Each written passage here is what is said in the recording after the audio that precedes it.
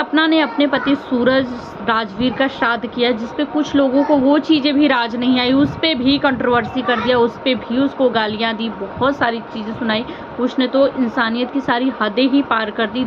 ऐसे ऐसे कमेंट्स किए जो मैं आप लोगों को दिखाने वाली हूँ। आप लोग सोच भी नहीं सकेंगे कि इस तरीके के गंदे कमेंट्स भी एक लड़की के लिए किया जा सकता है। तो हेलो दोस्तों, आप सभी का मेरे चैनल प्रीति चतुर्वेदी ब्लॉग में स्वागत है। कैसे हैं? एक प्यारा सा कमेंट करके ज़रूर बताइएगा। और माता रानी आप सभी को इस नवरात्रि में ढेर सारी खुशियाँ दे।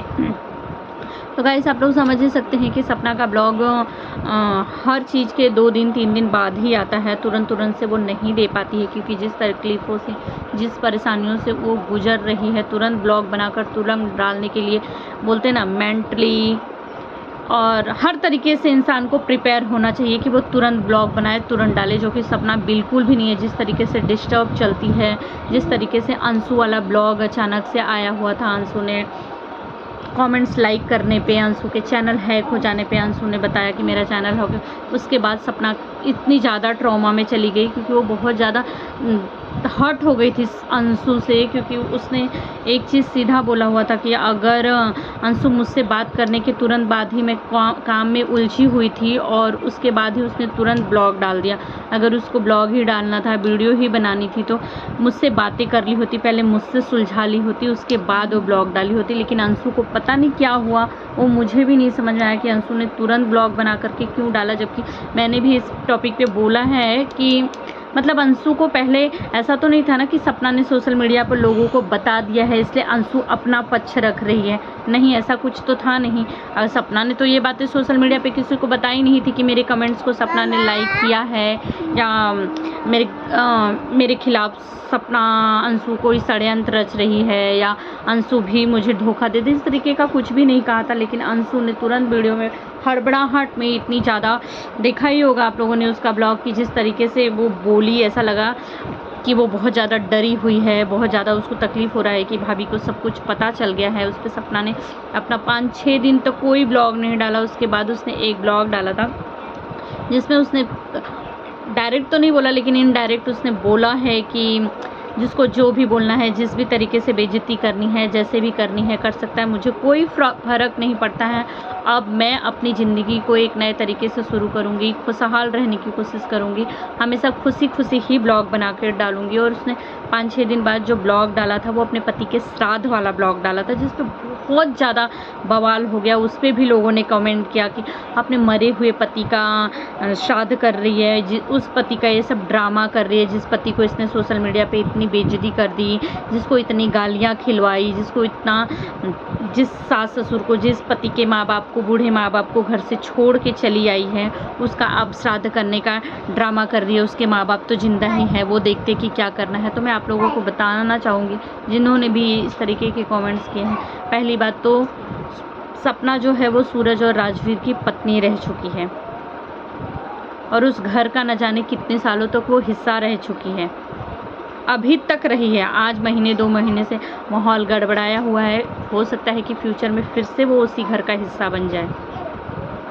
अब तो सूरज और राजवीर इस ज़िंदगी में नहीं रहे, क्या है, एक तस्वीर ही तो है बेचारी के पास, उस पे भी इतना बवाल। क्या उसको उसके पति, ठीक है, उसने जो भी किया, जो भी चीज़ें बताई, उसके दिल में जो भी दर्द था वो बताई, कि उसने किस तरीके से सहा, क्या क्या चीज़ें सही, जो अब वो नहीं सह पा रही है, उसे नहीं बर्दाश्त हो रहा है। अपनी यूट्यूब फैमिली समझ के उसने शेयर किया था, जिस पे उसको बहुत ज़्यादा गालियाँ पड़ गई।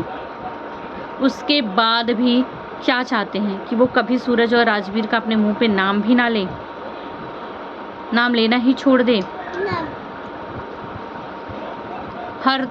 आज भी उस घर से आने के बाद भी वो कितनी तकलीफ़ें सह रही है, एक भी दिन उसका खुशी खुशी से बीत ही नहीं रहा है। वो हमेशा बोलती है कि मैं अपनी ज़िंदगी की एक नई शुरुआत करूँगी, मैं अपनी वीडियोस में अच्छे अच्छे ब्लॉग दिखाऊंगी, क्योंकि लोग उसका बोलते हैं कि हमेशा नेगेटिव वाइब्स आती है इसकी वीडियो से, हमेशा रोना धोना दिखाती है, हमेशा ड्रामे करती रहती है, अब इसका ब्लॉग नहीं देखना है वीडियो ने। उस पर भी वो बोलती कि अब वो खुश रहने की कोशिश करेगी, खुशी खुशी ब्लॉग दिखाएगी, कोई भी पुरानी चीज़ों को न याद करेगी, ना ही उस पर कोई भी बात करेगी। लेकिन लोगों को कंट्रोवर्सी करना रहता है, लोग ले आते हैं उसकी पुरानी बातें उभार के, लोग गलत कमेंट्स करते हैं। आपके एक कमेंट से किसी को कितना तकलीफ हो सकता है, अंदाज़ा है कुछ? तो क्यों करना। अगर उसने श्राद्ध किया तो हर इंसान के घर का अपना अपना नियम होता है अपने हिसाब से। इस चीज़ों पे तो देखो मुझे भी ज़्यादा कुछ पता नहीं है, लेकिन हाँ लोगों के मैं सभी ने देखा होगा कि अपने घर में किसी के बड़े बुजुर्ग दादा दादी होंगे जो गए होंगे घर से, उनका पूजा पाठ करते हुए पितृपक्ष में उनको पानी देते हुए, उनका ब्राह्मणों को भोजन कराते हुए। और ज़्यादा कुछ तो नहीं दिखाया था उसने, सिर्फ इतना ही दिखाया था वीडियो में। वो बोली कि अगले साल से हो सकता है वो अच्छा करेगी। जिस तरीके से उसका मूड डिस्टर्ब है वो कुछ भी नहीं कर पाई। सिर्फ उसने पितरों को खाना खिलाना, सूरज और राजवीर जी दादाजी का फ़ोटो रख के वहाँ पे उसने खाना खिलाया था। और पंडित जी लोगों को शायद भोजन कराने के लिए बोली। पितृपक्ष में तो उतने सारे पंडित जी नहीं मिल पाते हैं, लेकिन पिछले साल से हम दान पुण्य सब कुछ करेंगे। तो ये नॉर्मल भी घरों में दादा दादी या कोई गया है तो लोग करते हैं। तो इस पर क्या ज़रूरत था इतना बवाल करने का। क्या उसका इतना भी, कितना टूट जाती होगी वो ऐसे कमेंट्स देखती होगी तो। उस पर भी उसको कुछ लोग डाल रहे हैं, वीडियो डाल के बोल रहे हैं, ऐसे डायरेक्ट तो नहीं लेकिन इनडायरेक्ट ही धमकी दी जा रही है कि शिवपुरी के चक्कर कटा देंगे इसे हम।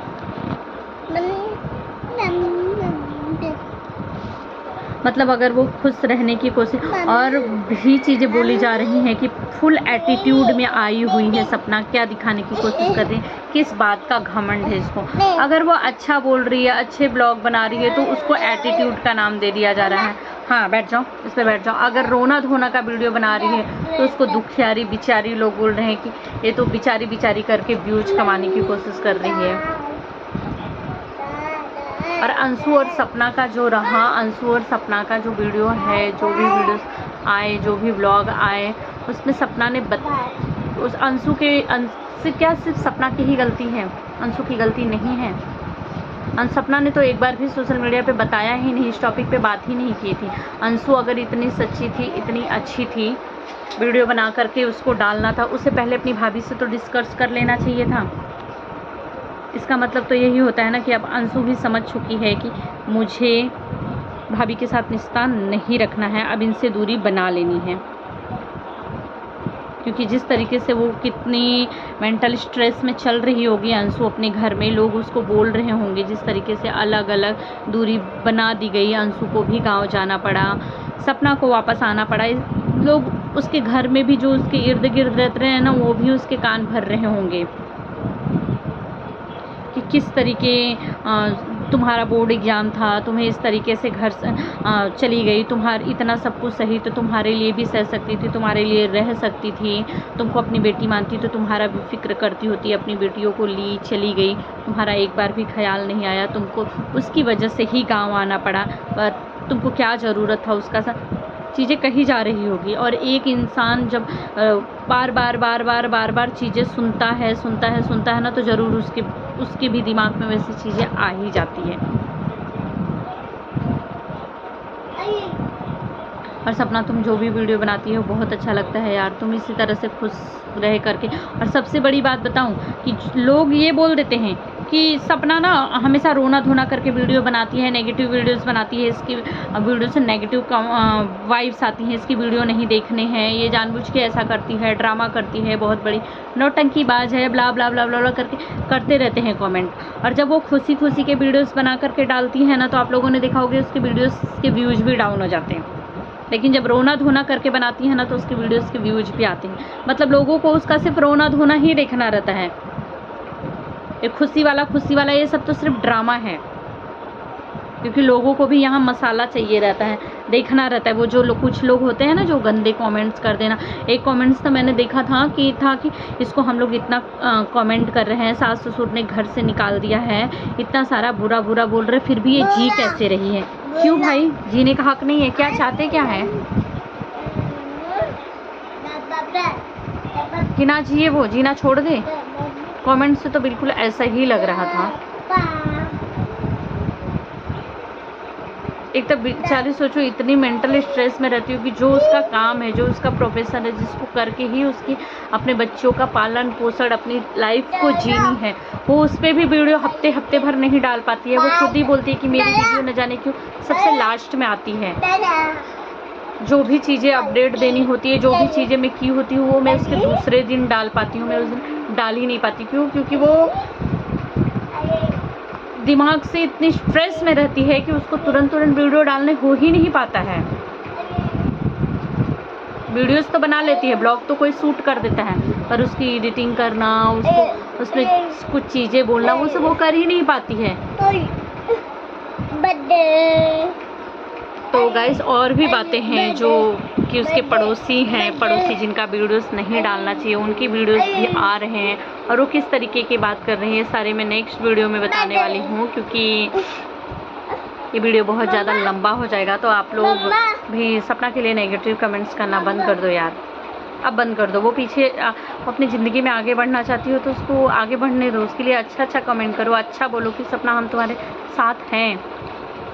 मैं सही कह रही हूँ गलत कह रही हूँ कमेंट में ज़रूर बताइएगा, और मेरे नेक्स्ट ब्लॉग का इंतज़ार करिएगा, उसमें मैं कुछ पोल खोलने वाली हूँ जब कि सपना के पड़ोसी का है।